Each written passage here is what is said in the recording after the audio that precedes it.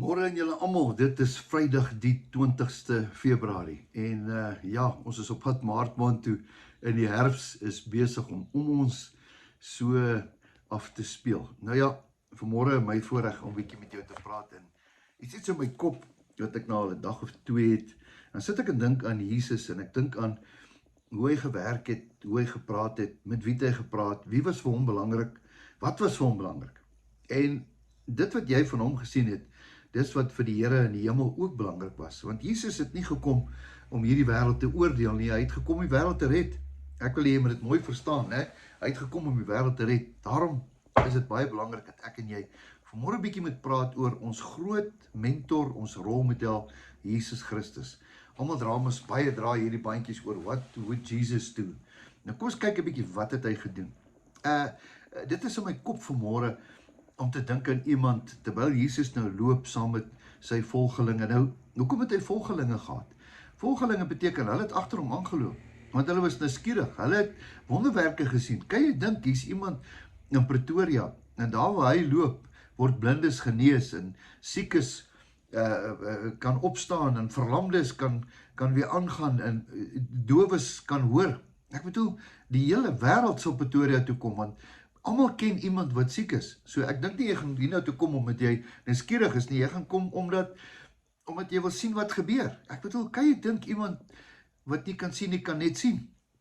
Nou, Jesus het klomp mense gehad, en daar's baie wonderwerke wat gebeur het, wat nooit opgeteken was, of aangeteken was nie. Nou, hier loop Jesus nou, met sy volgelinge. Hulle loop agter hom aan, en nou reg langs hom natuurlik, is sy bodyguards, of kom ons gebruik het sy leerlingraad, of kom ons gebruik het sy manne van farm, die disciples, hulle wat saam met hom alles gesien het. Kan jy glo, vir 3 jaar het hulle alles gesien, hulle het alles beleef, hulle het hom leer ken, en hulle het ook gesien hoe hy opgetree het, en dan kom hy by 'n baie interessante plek. Nou ek wil die ou se naam noem, as ek sy naam noem, gaan jy weet waarvan ek praat. Sy naam is Saggeus. Ja, kort mannetjie, hy sit in die boom, hy het ook gehoor van Jesus wat daar gaan verbygaan. Ek wil jy met mooi hoor, daar is Jesus, daar is Saggeus, die wonderwerkman. Nou, hy sit vol sonde, hy sit vol skuld. Hy wil nie daar voor gaan staan by die voorste gestoeltes en daar loop asof hy nou die dik nek in die kerk is nie. Nee, inteendeel, hy het 'n baie slegte reputasie gehad. Selfs die disippels het van hom gehoor, dat hierdie mannetjie is 'n skelm mannetjie, hy steel mense se geld, hy's 'n belastinggaarder, en hy vat baie meer geld as wat hy moet vat. Hy het die arme mense uitgebuit tot op die been toe. Nou die mannetjie klim toe daar in die boom in. Ons hoor die Bybel sê hy was kort, nou klim hy in, nou jy kan jouself indink, hulle het nie jeans gehad of plakkies of lekker skoene nie, hulle het maar seker sulke rokke tipe van goed gehad, daar gat hy in, 'n bokleed en 'n onderkleed, daar gat hy in die boom in. Wat 'n koddige figuur. Hy het nou regtig sy naam sleg gemaak, dat hy nou daar boei, hy wil net sien wat aangaan. Hy het gehoor van hierdie Jesus.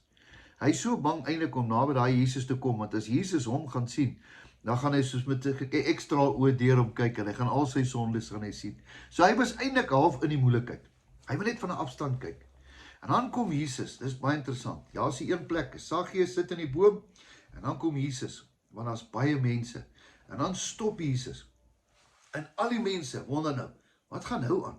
Hoekom stop jy? Is jou skoenveter los? Wat gebeur? En dan kyk hy op. Dit is baie interessant, die Bybel praat daarvan, en hy het gekom tot by die plek. En dan kyk hy op, en dan sê hy, Saggeus, Saggeus. Weet jy wat so wonderlik? Nêrens in die Bybel het ek gelees, dat hulle mekaar voorheen ontmoet het nie. So met ander woorde, Jesus ken elke persoon sy naam. Is dit nie interessant nie? Saggeus, ja, Saggeus, wat maak jy daar in die boom? Saggeus skrik om mors dood.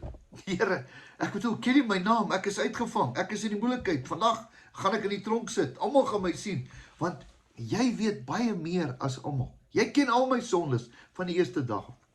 Saggeus klim af. Sy disipels sê vir hom, hey, wag het so bietjie. Jy kan nie met daai man praat nie. Dis nie ons tipe kerkmense daai nie. Dis 'n ander damse gaanse daai. Jy los hulle uit. Klim hy af. En dan kom hy onder en hy bely al sy sondes. En dan sê Jesus vir hom, ek wil saam met jou na jou huis toe gaan.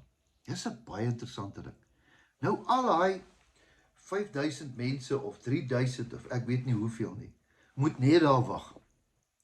Want Jesus gaan na hierdie ou se huis toe. Hy gaan na sy huis toe. Wat 'n eer is dit nie vir daai ou nie. Ek dink hy het hom dood geskrik. Ek dink hy het net gesê, Here, my huis is ook nie lekker nie, my huis is ook nie skoon nie. Here, daar's 'n paar goed daar wat nie lekker is nie. Laat ek eers my huis gaan skoonmaak. Nee. Jesus stap in 'n vuil huis in 'n sondaar se huis in. En dan gaan sit hy. En al die mense moet wag. Is dit nie mooi nie? Almal moet wag. En dan gaan Jesus en hy bely sy sonde en hy sê vir hom, weet jy, van vandag af het jy deel van Abraham se seëninge. Jy's ook nou deel van die koninkryk. Ek het nêrens gesien dat Jesus het die duiwels uit hom uitgejaag en hom ontbind en gebind en hom bestraf en die hel het hom uitgedryf nie. Nee, Jesus het sy hart gesien.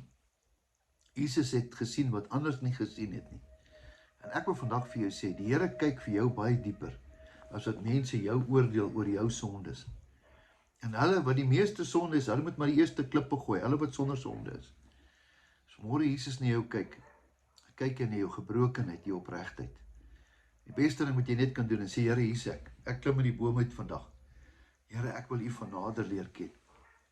En dan kom Jesus en hy sê, ek wil na jou huis toe gaan. Want jy sien, ek wil nie net jou red nie, ek wil jou hele huis red. Ek wil jou kinders se kinders red. Ek dink Saggeus se kinders het almal by die Here uitgekom. Hoekom? Want Jesus het 'n hart vir gebrokenes. Hy het 'n hart vir sondaars. What a God we serve. Wat 'n storie. Jesus, hier sit ek ook vandag in die boom. Vergewe my, kom saam met my huis toe. Dis al wat ek vandag kan sê. Mag jy 'n wonderlike geseënde naweek hê.